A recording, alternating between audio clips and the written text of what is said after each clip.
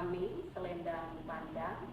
Kali ini kita akan membincangkan tentang sosok perempuan yang keren, yang hebat, ya apa namanya, aktivis untuk penghayat ya Mbak ya. Betul. Aktivis untuk penghayat, Mbak Dian.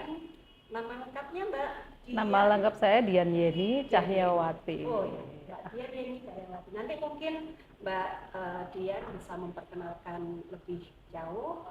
Sebelum itu tentu saja kali ini saya masih bersama dengan Mbak Sonya. Semoga kawan-kawan perbincangan hari ini bisa memberi inspirasi kita. Baik, Mbak Dian, salam kenal Mbak Dian. Salam kenal semuanya. Selamat pagi. Bisa diceritakan Mbak Dian apa namanya, mungkin asalnya Mbak Dian, latar belakangnya Mbak Dian, sampai kemudian Mbak Dian sekarang ini menjadi penggerak ya untuk perempuan, utamanya untuk penghayat. Iya, terima kasih Mbak Ana dan Mbak Sonya. Selamat pagi kawan-kawan perempuan. Berbahagia sekali saya bisa hadir di ruangan ini untuk berbagi bersama terkait dengan bagaimana suara dan pemberdayaan perempuan. Nama saya Dian Yeni Cahyawati. Saya asli arek Surabaya. Saya 3 bersaudara, kebetulan saya lahir pertama kali, jadi anak pertama. Nah, sejak saya kecil, memang kedua orang tua saya mulai dari Eyang Kakung dan Eyang Putri sudah merupakan penganut penghayat kepercayaan. Tetapi waktu saya kecil,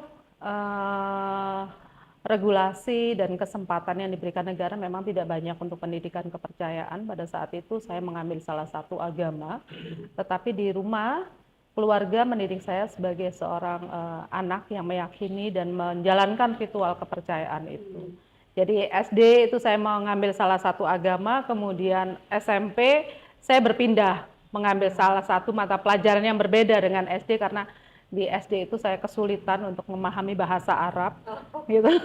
Sehingga SMP saya mengambil satu agama yang berbeda pula, tetapi itu menjadi khasana yang kemudian saya mengetahui banyak bagaimana agama-agama itu dan semuanya mengajarkan kebaikan, dan mungkin itu juga karena saya belajar dari satu agama ke agama yang lain dan juga meyakini ajaran kepercayaan, saya jadi belajar bagaimana lebih bertoleransi, kemudian mengetahui bahwa setiap agama selalu mengajarkan tentang kasih sayang.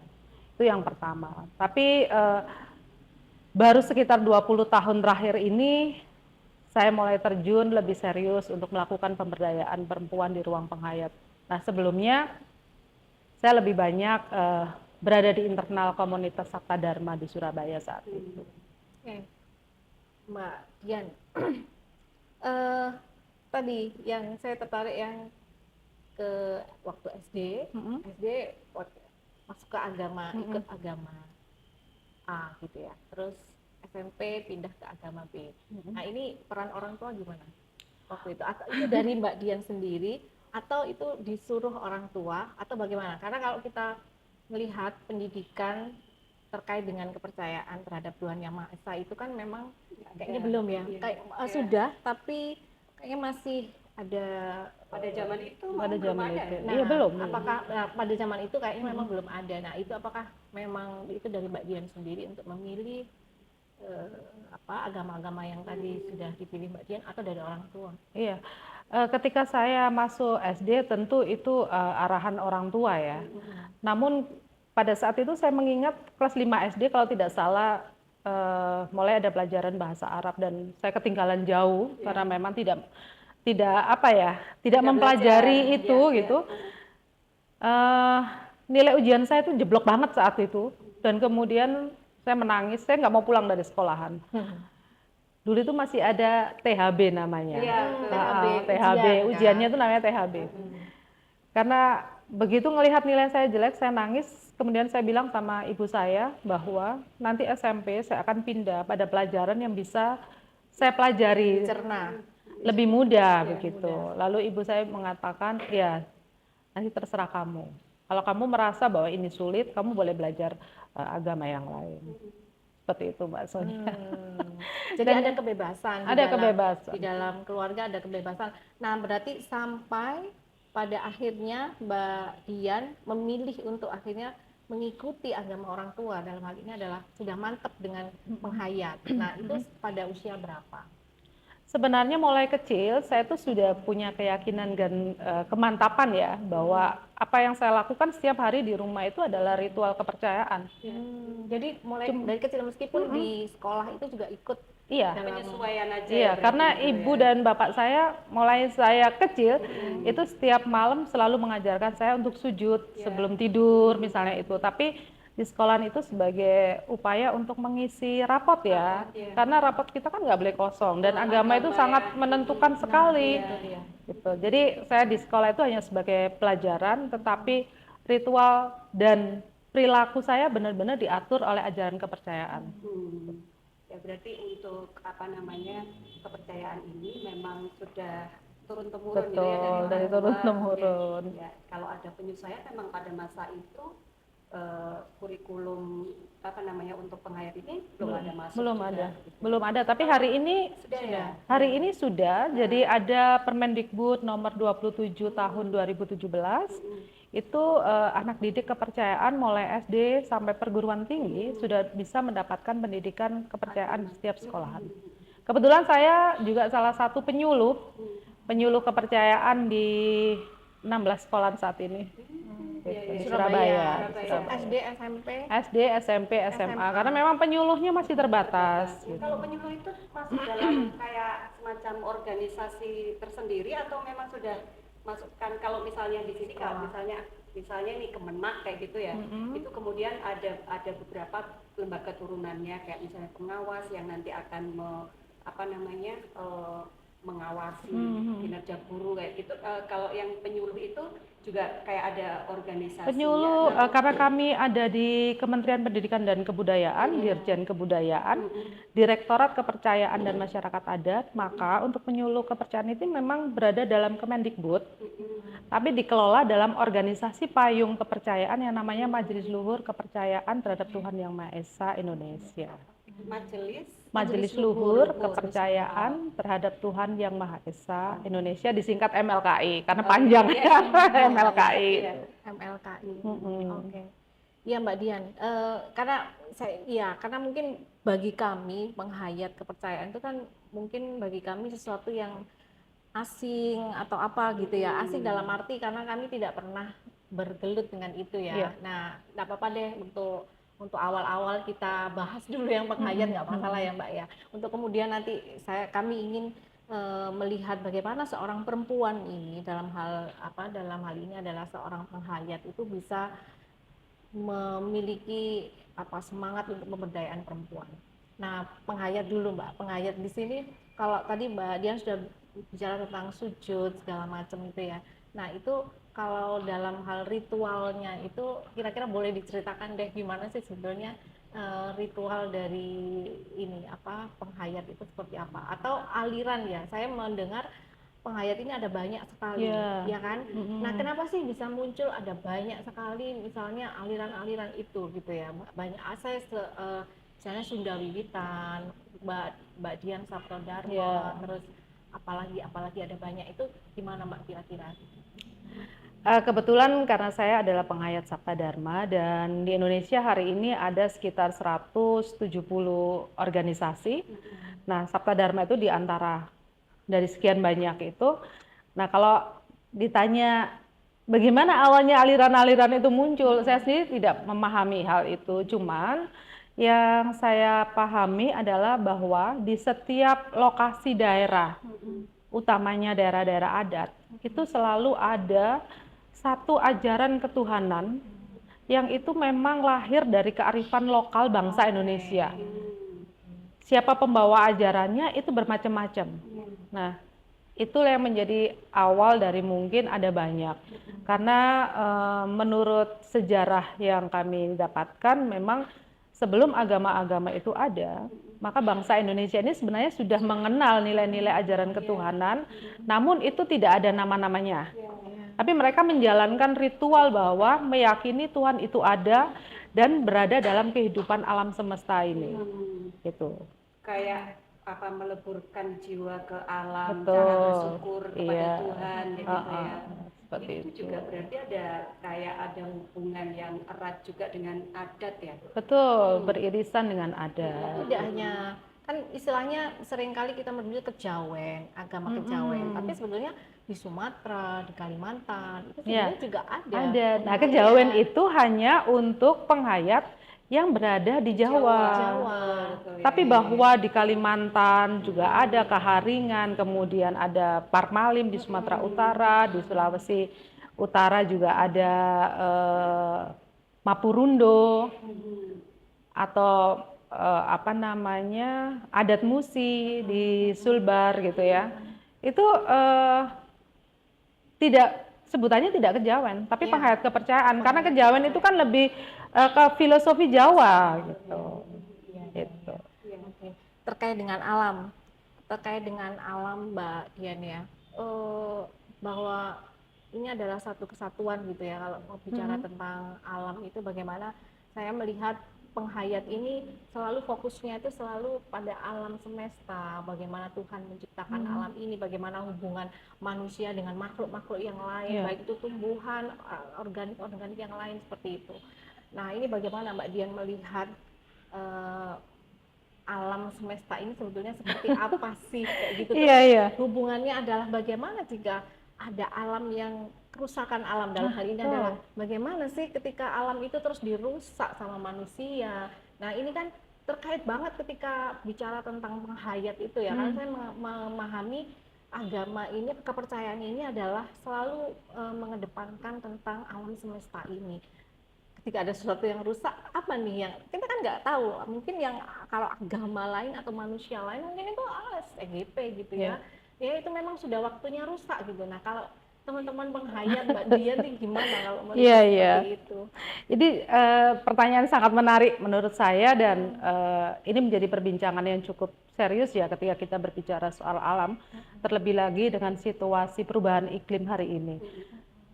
Yang saya mau jawab dulu adalah keterkaitan secara spiritual manusia dengan alam, karena sejujurnya seluruh agama-agama sangat menghormati alam, karena alam merupakan bagian yang menyatu dari tubuh kita, karena apa yang kita makan itu berasal dari tanah, apa yang kita hirup adalah udara, dan sumber energi kita selain udara, tanah juga adalah air, dan itu semuanya menyatu di dalam tubuh kita sehingga kita bisa hidup. Artinya bahwa selain sinar cahaya Tuhan, maka alam semesta itu juga menjadi bagian dari kehidupan sampai kita bisa melakukan berbagai macam aktivitas. Nah, dalam situasi yang seperti ini, alam itu memegang peran yang cukup sentral bagi seluruh kehidupan, apakah itu manusia ataupun binatang itu sendiri. Nah, yang menjadi masalah adalah manusia mengeksploitasi alam itu dengan seluruh kerakusannya. Penebangan kayu yang sebesar-besarnya, eksploitasi tambang tanpa memperhitungkan bahwa kerusakan alam ini akan berdampak kepada manusia. Nah, karena itu di dalam penghayat kepercayaan kami juga sangat menjadi penting untuk menyampaikan bahwa manusia harus mulai mencintai lingkungan dan alam semestanya, karena antara alam dan manusia adalah satu mata rantai yang saling terkait. Dan situasi perubahan iklim yang seperti hari ini yang kita rasakan semuanya, maka juga kami dari Puan Hayati, Perempuan Penghayat Kepercayaan, kemarin juga melakukan dialog bersama tokoh-tokoh lintas iman, khususnya para perempuan, bagaimana kita meningkatkan ketahanan pangan, yang kembali kepada pangan yang berakulturasi dengan kearifan lokal, bukan hanya bersumber dari padi, tapi banyak kearifan pangan yang lain. Kemudian yang kedua, bagaimana pengelolaan alam ini yang kemudian meminimalisir energi-energi yang memperburuk keadaan iklim yang sudah sangat parah seperti ini. Dan tentu saja Mbak Sonia, setiap agama mempunyai peran yang penting bagaimana mengembalikan situasi alam yang sudah mulai rusak ini. Dan yang paling penting juga adalah kebijakan negara. Ini yang paling besar, kebijakan negara itu Saya berharap dari para legislator juga para eksekutif ya untuk mulai berpikir bahwa kebijakan-kebijakan yang berorientasi pada ekonomi tidak membawa kerusakan kepada alam. Karena kalau alam itu sudah rusak, kita mau berbicara apapun maka itu akan menggerus kehidupan. Nggak ada artinya lagi gitu. Itu sih menurut saya. Setidaknya juga harus ramah lingkungan Betul, juga, betul. mempertimbangkan hal itu. Oh ya, tadi sempat Mbak Dian sebut untuk Puan Hayati ya. Ini apakah juga ada kaitan mulai awalnya ini Puan Hayati Berdirinya ya, berdiri, secara kemudian diinisiasi oleh Mbak Dian ya Iya. untuk berdirinya Puan Hayati ini, dan juga hubungannya dengan alam itu tadi, apakah itu asal mula Puan Hayati atau bagaimana, coba bisa diceritakan? Iya, iya. Mbak Dian? Puan Hayati ini lahir di tanggal 13 Mei tahun 2017. Saat itu mungkin ini adalah organisasi pertama perempuan penghayat kepercayaan yang hadir di Indonesia ya. Kehadiran kami itu karena ada rasa kekhawatiran yang cukup dalam karena menipisnya regenerasi di dalam komunitas penghayat kepercayaan. Nah, mengapa itu terjadi? Ketika kami melakukan investigasi dan kajian-kajian, ternyata sangat sedikitnya peran perempuan yang ikut menjadi bagian kontribusi organisasi, dan mereka minim sekali melakukan upaya-upaya transfer nilai-nilai ajaran kepada anak-anaknya, karena pada saat itu perempuan mendapat tekanan berlapis atau diskriminasi berlapis ketika meyakini sebuah ajaran kepercayaan. Jadi tumpukan diskriminasi yang berlapis itu membuat mereka kemudian tenggelam, tidak mampu menampakkan diri, dan menjadi pasif terhadap perkembangan ajaran. Nah, maka itulah sebuah inisiatif bahwa organisasi perempuan penghayat harus lahir untuk kemudian memotivasi perempuan untuk menjadi agen perubahan dan menjadi agen untuk regenerasi kepada putra-putrinya. Seperti itu. Itu awalnya. Jawa Timur atau Surabaya atau se-Indonesia Puan itu? Jadi hari ini Puan Hayati mulai 2017 sampai sekarang sudah 7 tahun ya, kita ada di 10 provinsi dan 37 kota kabupaten. Untuk anggotanya gimana, Mbak? Nah, kalau anggota ini memang belum bisa kami lakukan pendataan yang valid ya, tapi kalau 1.000 orang ada. Kegiatannya untuk di bidang apa saja untuk Puan Hayati ini? Kegiatannya banyak ya Mbak. Yang pertama adalah tentu saja sebagai motivator bagi perkembangan ajaran. Kemudian yang kedua adalah karena perempuan adalah aktor perubahan dan pendidik yang paling mendominasi kehidupan anak-anak. Saya tidak mengatakan bahwa bapak-bapak atau laki-laki tidak punya peran, tapi dominasi perempuan itu lebih besar. Maka perempuan di Puan Hayati diharapkan mampu menjadi aktor yang akan membangun sebuah generasi yang memiliki kualitas mental yang lebih baik. Kemudian yang ketiga, kami ikut serta di dalam mengawal beberapa kebijakan yang bersinergi dengan Komnas Perempuan, kebijakan-kebijakan terkait dengan perlindungan dan hak-hak perempuan. Kemudian Puan Hayati juga menjadi bagian untuk bagaimana upaya membangun toleransi di antara keberagaman dan kemajemukan Indonesia. Dan yang terakhir memang kami fokus juga untuk pemberdayaan perempuan di dalam ketahanan pangan dan ekologi hari ini. Yang dilakukan terkait dengan situasi yang sekarang ini, posisi Puan Hayati di bagaimana, Mbak? Jadi kawan-kawan memang di beberapa daerah, belum semuanya, di beberapa daerah mencoba untuk menyisakan lahan di belakang rumah untuk bisa menanami ubi atau pemanfaatan lahan, karena dengan situasi iklim yang seperti ini kita itu paling tidak untuk menghidupi keluarga itu sudah ada cadangan di rumah. Ekonomi mandiri, betul gitu. Dengan tanaman-tanaman yang kita bisa lakukan sendiri. Oke, itu ketahanan pangan yang digulirkan sama ini ya, sama Iya. Puan. Terus ini Mbak, keanggotaan ya, sekali lagi keanggotaan. Pasti kan dari meskipun tadi tidak ada jumlah yang mungkin bisa akurat gitu ya, baik berapanya gitu. Tapi kalau secara usia misalnya, lebih gimana nih anak muda? Ada nggak yang masih karena ya kan itu menurut saya Regenerasi, masuk regenerasi. ya ini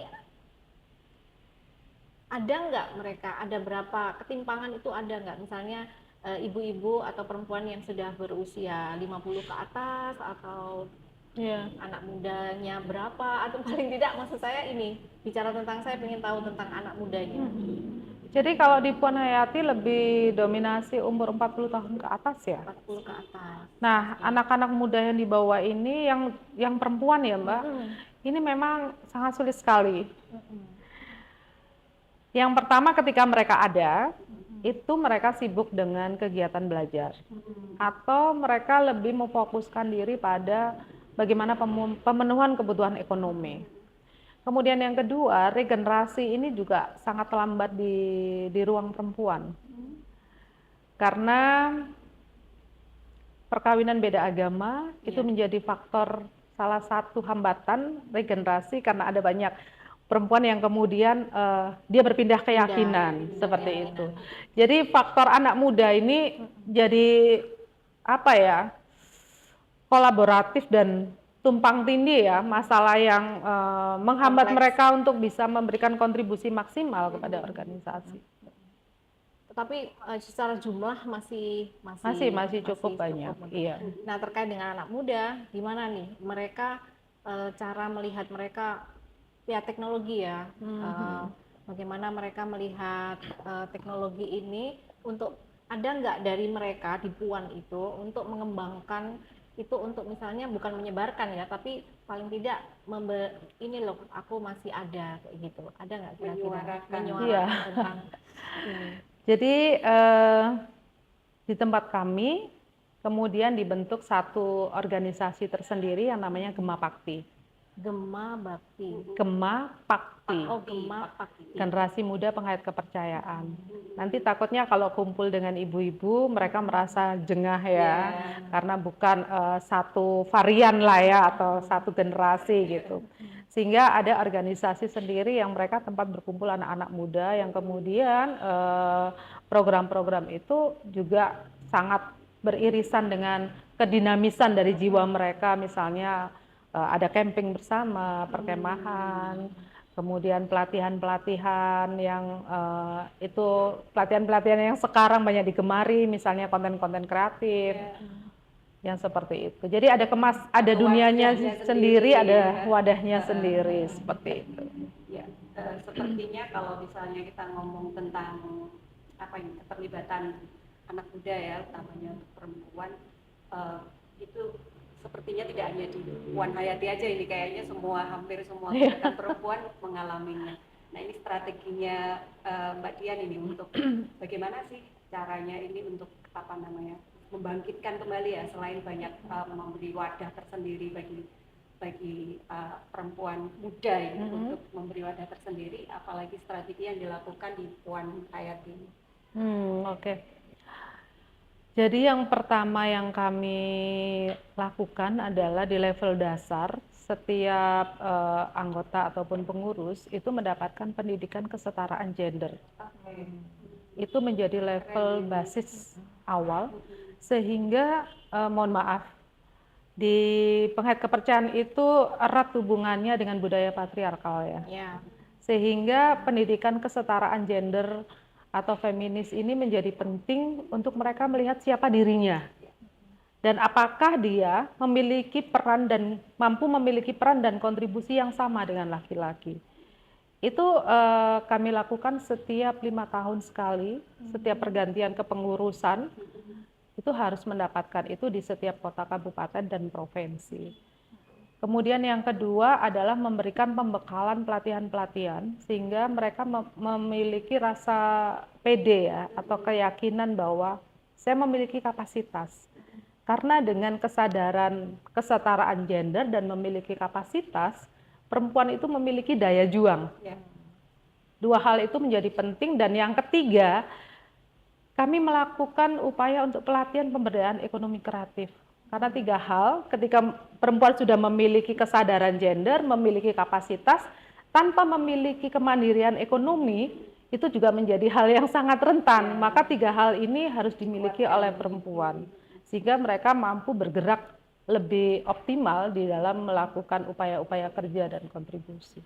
Itu yang kami lakukan. Gitu. Kemandirian ekonomi itu berarti semacam mengeluarkan potensi mereka begitu, sehingga mereka ada UMKM atau apa atau bagaimana? Iya, jadi pelatihan ekonomi kreatif yang kami berikan itu terkait dengan branding, kemudian bagaimana melakukan usaha-usaha yang bisa dikembangkan tanpa meninggalkan rumah dengan online gitu. Banyak yang kami lakukan terkait UMKM itu juga melihat dari setiap wilayah pasti berbeda-beda kebutuhannya. Kemudian pengelolaan dari sumber alam di kearifan lokal masing-masing daerah itu bisa dikembangkan seperti apa. Sehingga kawan-kawan Puan Hayati memiliki penghasilan yang tidak dia harus bekerja di luar rumah, tapi bisa dikelola di dalam rumah. Terkait gender nih Mbak, saya nggak tahu ada kaitannya atau tidak, tapi saya sempat melihat sujud, cara sujud ini kembali lagi ke situ ya. Nah itu ada berbeda ya antara laki-laki sama perempuan. Cara sujudnya itu berbeda antara laki-laki. Nah itu mungkin bisa nggak Mbak diceritakan kenapa berbeda begitu? Mungkin ada filosofinya.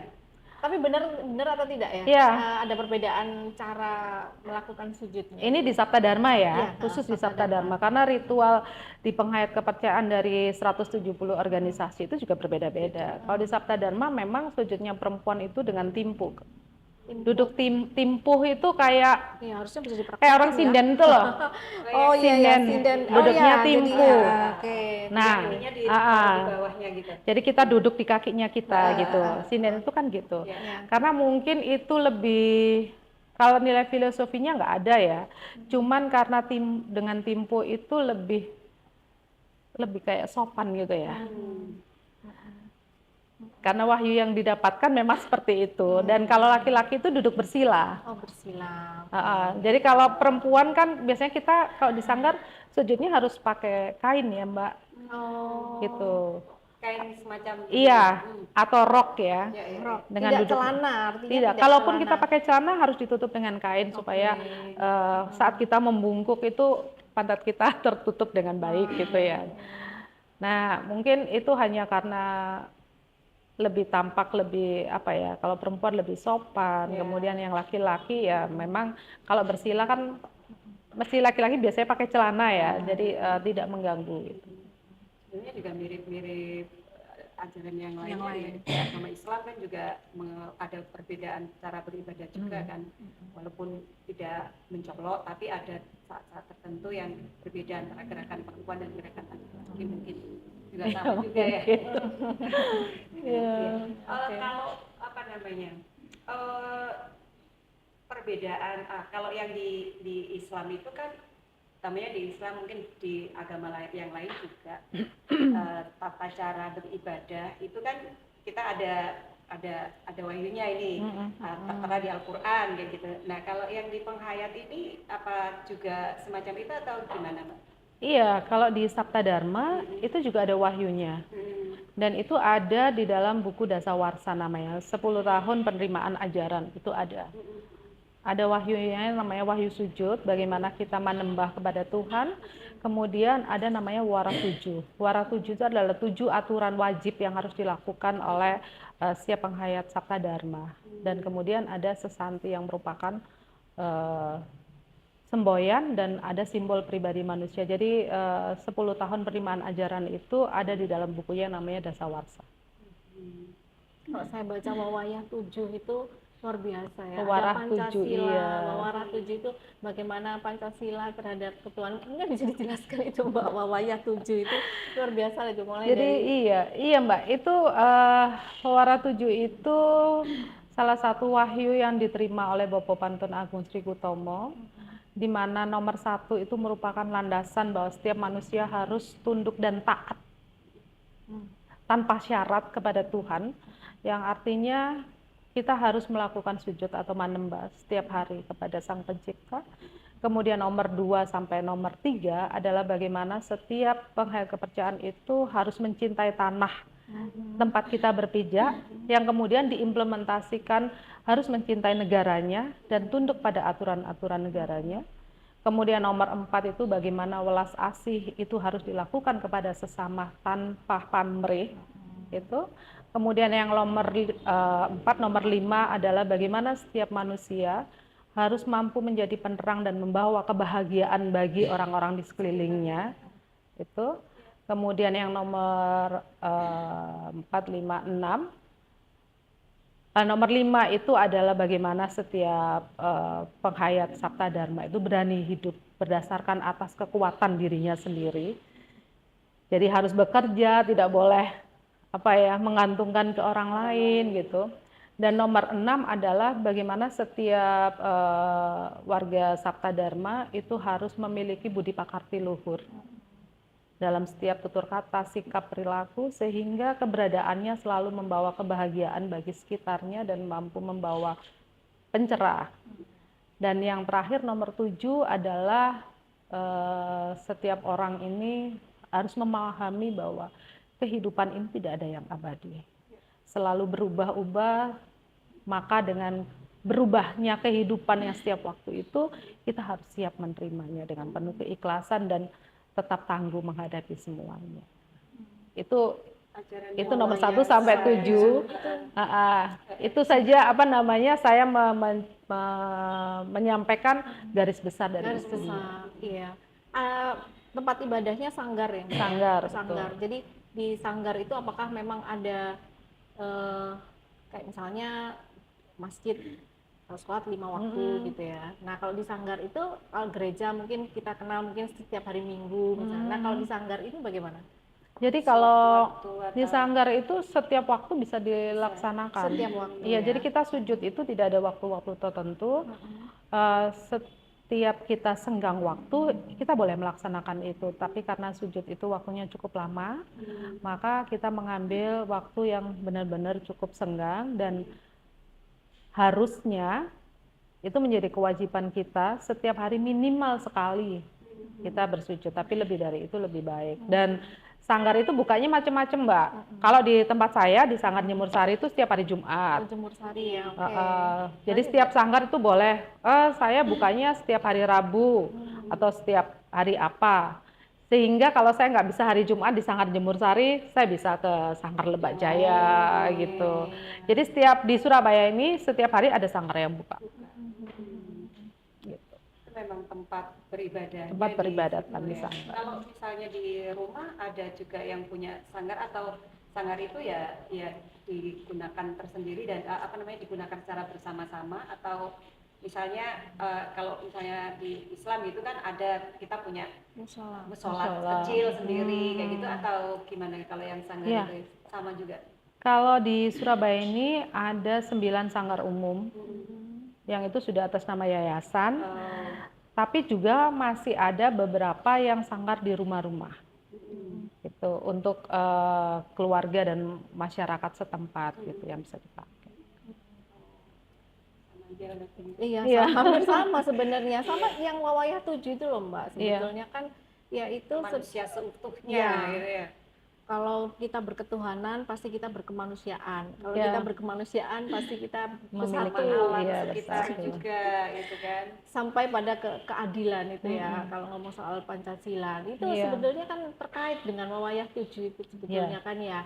Nah, terus ini kaitannya dengan teman-teman Puan, Mbak, dengan teman-teman Puan. Apakah kegiatannya itu ya ini kan pasti pedomannya adalah Wawayah 7 salah satunya kan Wawarah 7 itu ya. Apakah di Puan ini kegiatannya hanya dengan anggotanya, dengan teman-teman Puan, dengan teman-teman penghayat, perempuan penghayat, atau melibatkan kepercayaan yang lain, maksudnya teman-teman di luar penghayat? Ya. Jadi kalau Puan Hayat itu merupakan wadah dari 170 organisasi kepercayaan, bukan hanya Sabta Dharma. Beragam kawan-kawan penghayat kepercayaan, tapi berbeda ritual ya. Nah, kemudian kalau keanggotaannya memang hanya untuk perempuan pengayat kepercayaan. Pengayat. Oke. Tetapi tidak menutup kemungkinan ketika kita melakukan program-program kerja, itu kita akan bersosialisasi dan bermitra dengan kawan-kawan yang lain. Termasuk kawan-kawan dari lintas perempuan dari agama, kemudian kawan-kawan dari pemberdayaan perempuan atau CSO, dan lembaga-lembaga pemerintahan. Seperti itu, Mbak. Mungkin kalau bicara tentang perempuan gitu kan, isu perempuan ini kan banyak sekali ya, termasuk juga di dalamnya juga tentang isu kekerasan ini. Nah, sementara di Puan Hayati sendiri ini ada kayak semacam divisi khususnya yang terkait untuk menangani kasus-kasus semacam kekerasan gitu, atau bekerja sama dengan yang lain. Iya.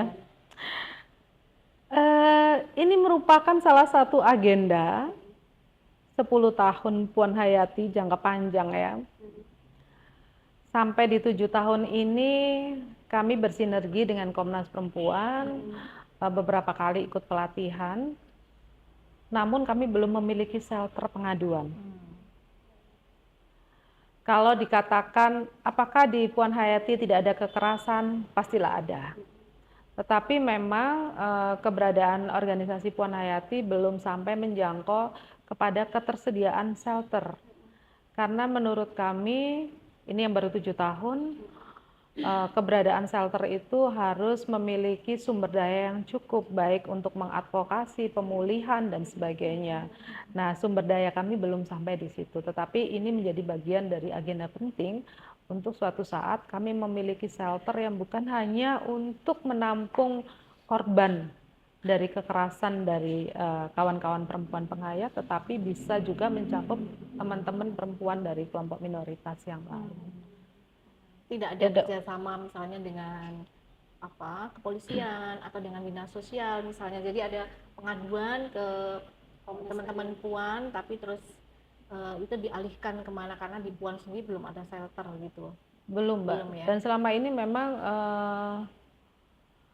pengaduan yang cukup cukup memprihatinkan, misalnya kayak kekerasan, penganiayaan, itu belum ada laporan itu. Hanya yang sering kami dengar itu adalah perceraian akibat perbedaan keyakinan. Itu. Apakah itu memang tidak ada? Karena begini, hampir semua agama tidak luput dengan kepercayaan. Urusan domestik, urusan privat itu menjadi urusan yang sangat rapat ya, untuk bisa dikemukakan. Maka seringkali hanya pendekatan sesama perempuan itu yang kemudian itu bisa terlontar gitu. Dan ketika kita mau mengeksposnya lebih luas, itu kan kita harus mendapatkan persetujuan korban. Betul. Nah, seringkali korban jangan gitu.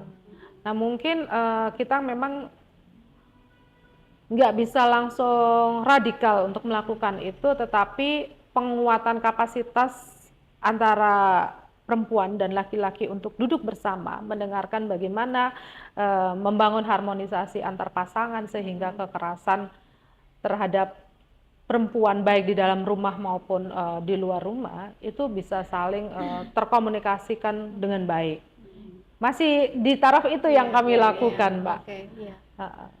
Bicara tentang perbedaan itu ya pasti itu menjadi problem tersendiri ya, berarti ya ketika ada perbedaan agama itu, karena sampai sekarang undang-undang perkawinan kita masih yang 74 itu ya, 74 itu ya, nomor 1 tahun 74 itu, jadi agamanya harus sama. Dan nah, ini terkait sama administrasi, Mbak. Di KTP gimana? Sekarang Mbak Dian KTP-nya udah? Jadi KTP saya, kalau di tahun 2006 melalui Undang-Undang Adminduk nomor 23 tahun 2006, saat itu KTP pengayat kepercayaan itu agama, _2 strip. Gitu. Strip artinya tidak beragama ya. Tidak berketuhanan. Dan itu ternyata menimbulkan satu masalah sendiri yang sangat kompleks. Karena masyarakat tidak mengenali arti strip, dan kemudian itu dianggap ateis dan tidak beragama, dan kemudian kami melakukan judicial review pada putusan MK nomor 97 tahun 2016 kemarin. Itu kemudian kepercayaan itu sama dan setara dengan agama, dan di identitas kami di KTP itu tertulis kepercayaan titik dua, kepercayaan terhadap Tuhan Yang Maha Esa. Jadi agama sudah nggak ada ya, maksudnya agama diganti Agama dengan tidak ada, kepercayaan. diganti dengan kepercayaan. Jadi identitas penduduk kita ini berbeda antara panjenengan yang agama titik dua dengan punya saya. Kalau punya saya ini kepercayaan titik dua. Karena mereka menganggap kepercayaan bukan suatu agama. Betul, masih ada pembedaan itu gitu. Ya.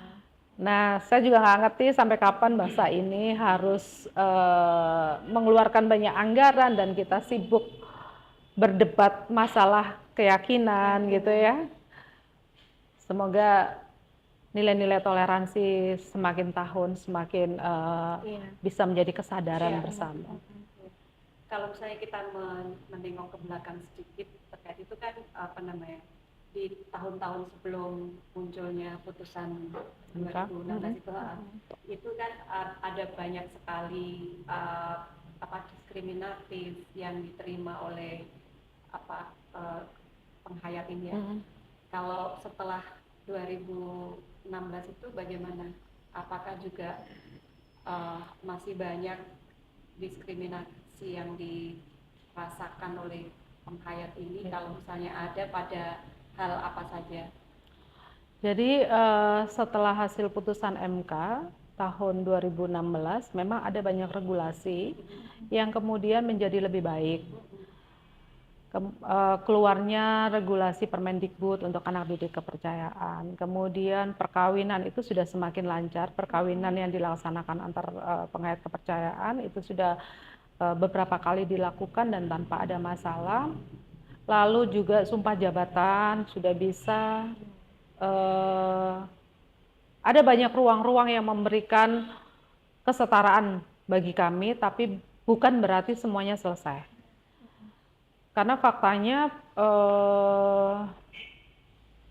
data kependudukan di KTP itu masih banyak teman-teman penghayat itu yang belum sepenuh-penuhnya merasa yakin dan berani untuk menunjukkan identitas dirinya, karena masih ada keraguan terhadap perlindungan negara atas perbedaan keyakinan tersebut. Itu yang pertama. Kemudian yang kedua, juga stigmatisasi yang ada di dalam kehidupan masyarakat itu belum benar-benar baik ya, dan belum benar-benar menempatkan penghayat kepercayaan itu sama dan setara dengan agama-agama yang lain.